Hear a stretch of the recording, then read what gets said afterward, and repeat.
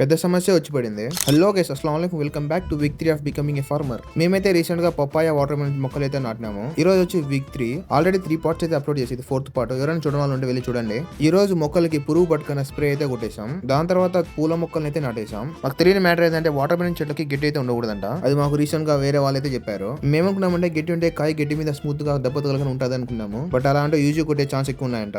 ఇంకా చేసేదేం లేక అలానే వదిలేసాం. ఇన్సెక్ట్స్ రాకుండా గమ్ పేపర్ పెడుతుంటే మాకైతే పెద్ద సమస్య వచ్చి పడింది. మెయిన్ వాటర్ పైప్ పందుకుక్కలు అయితే హోల్ పెట్టేశాయి. ఇంకా మనం అయితే అర్జెంట్ గా ప్లంబర్ పిలిచి దాన్ని అయితే సెట్ చేస్తున్నాం. మీలో ఎవరికైనా గట్టి ప్రాబ్లమ్ ని ఎలా సాల్వ్ చేయాలో తెలిసి కామెంట్ సెక్షన్ లో చెప్పండి. ఇంకా ఈ పైప్ ని సెట్ చేసేదానికి ఒక కప్లింగ్ అయితే సెట్ అయిపోతుంది. ఎందుకైనా మంచిది ఇంకోటి అయితే తీసుకుని ఎక్కడ మళ్ళీ హోల్ పెట్టినాయేమో అని. ఏ మాత్రం లేట్ చేయకుండా ఫాస్ట్ గా వెళ్ళి పైప్ అయితే సెట్ చేసాం. ఈ వీడియో మీకు నచ్చినట్లయితే లైక్ చేయండి. అలాగే కొత్త లేదా ఫార్మర్స్ ని సపోర్ట్ చేస్తారని కోరుకుంటున్నాం. ఇంకా మన అంకుల్ అయితే పైప్ ని సెట్ చేశాడు సక్సెస్ఫుల్ గా.